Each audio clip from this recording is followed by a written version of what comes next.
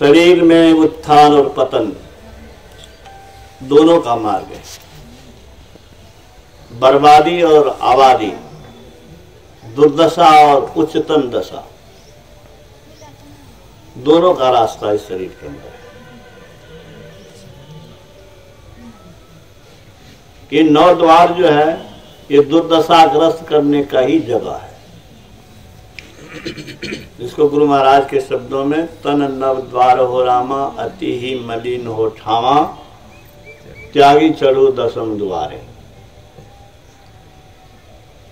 10वां द्वार में उन्होंने प्रवेश किया और प्रवेश करके अपने को सुखी बनाया। इसीलिए उन्होंने कहा कि 10वां द्वार में चलो। 9 द्वार को गंदा जगह कहा। गंदी जगह में ही कीटाणु होते हैं, विषाणु होते हैं, और कीटाणु और विषाणु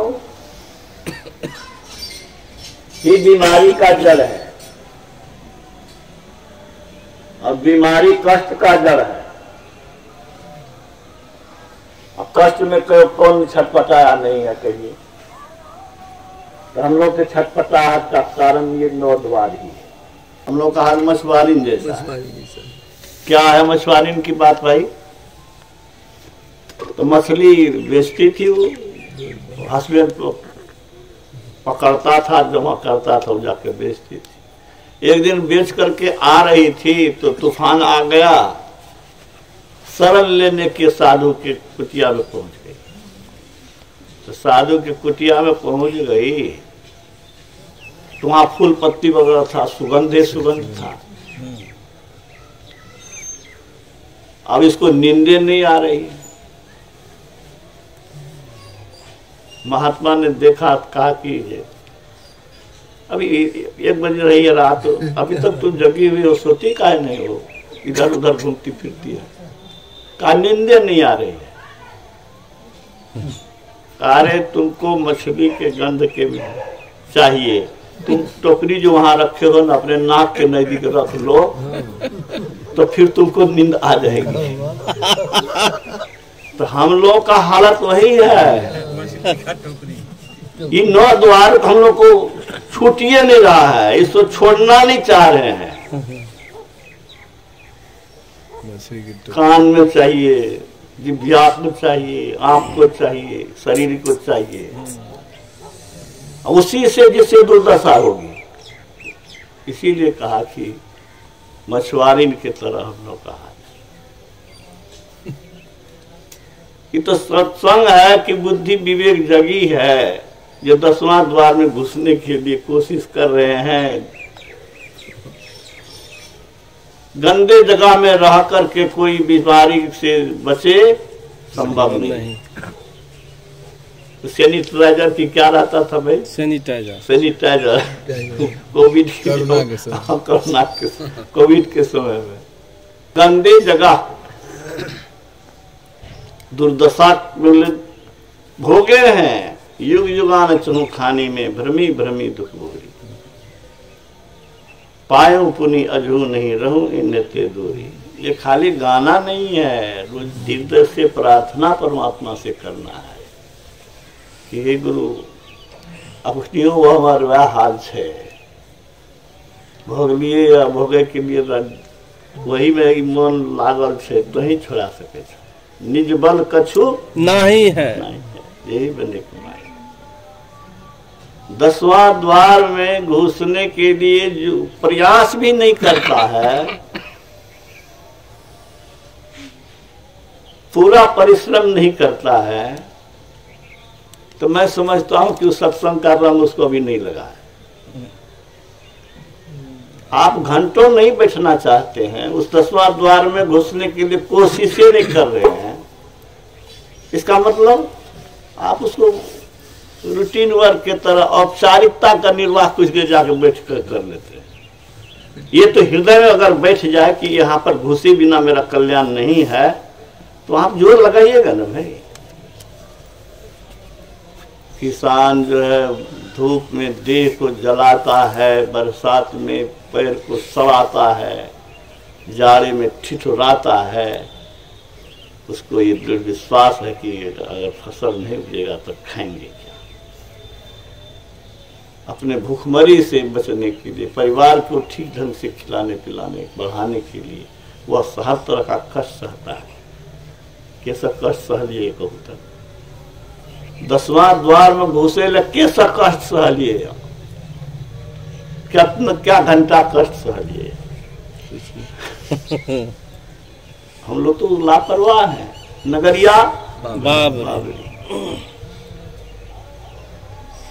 नशा खा करके कोई पगलाता है, हम लोग विषय का नशा लेकर के, विषय मदिरा, संसार का रस रूपी मदिरा पी करके मत बने हुए हैं, लापरवाह बने हुए।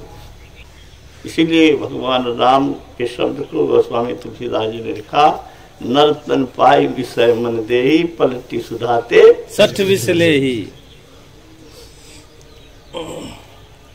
उपदेश देने से हो गया, हम 20 छोड़ दिए हैं क्या? हम भी वही 60 हैं।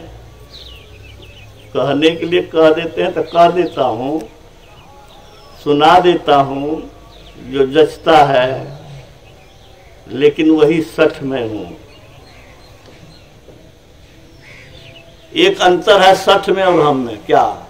वो 60 अपनी 60ता को समझता नहीं है, हम अपनी 60ता को समझते हैं।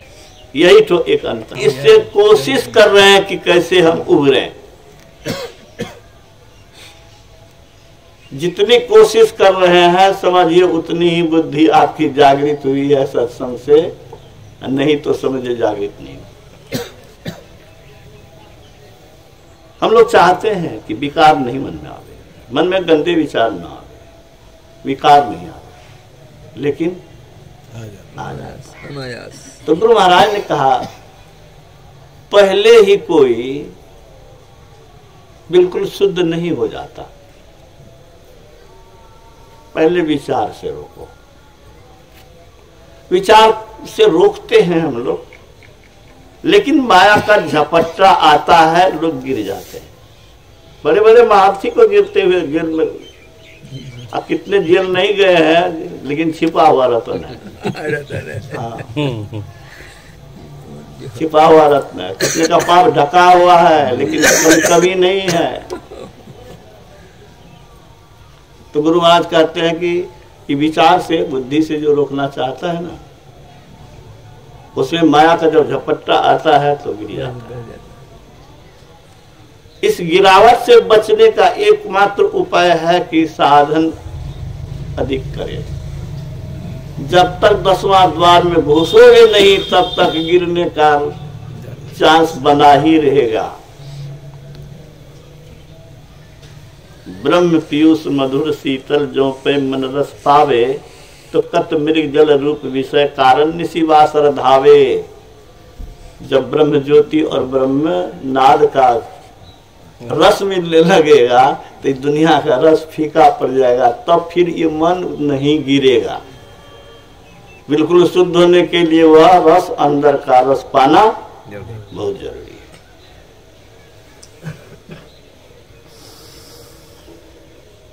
इसीलिए भगवान राम के शब्द को गोस्वामी तुलसीदास जी ने कहा कि अमृत को फेंक करके विष ले रहा है। शरीर में अमृत है, उस अमृत का पान करने के बदले में हम विषपान कर रहे हैं।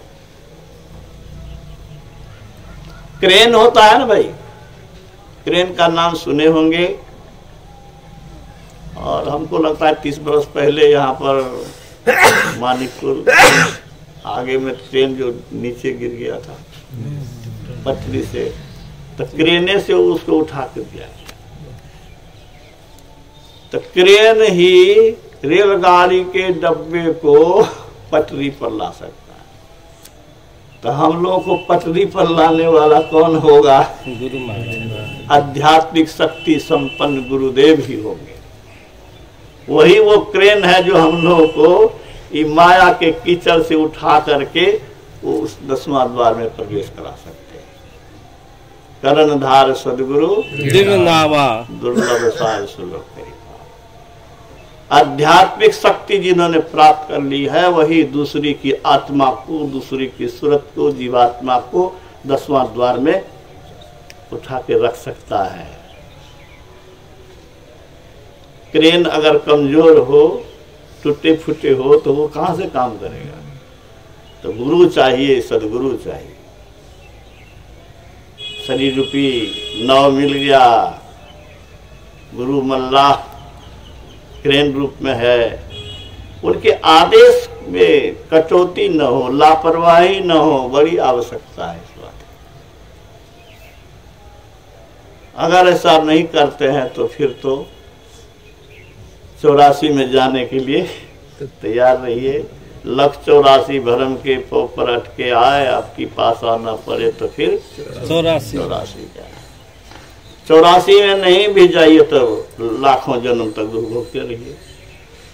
एक ही शरीर में कितना दुख भोगे हैं महाराज। उस दुख का याद करके मन विह्वल हो जाता है कि पता नहीं कब इससे छुटकारा मिले। तो बुद्धिमान आदमी आगे को विचारता, सोचता और सचेत रहता है।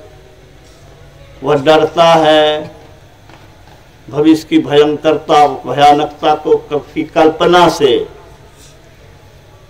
ओकरा भले वो बीमारी हमरा जो भाई दे तब की हेते, ओकरे टा हेते, हमरा नहीं हेते। इकर कौन गारंटी छ? नहीं हेता। बुद्धिमान आदमी सोचता है।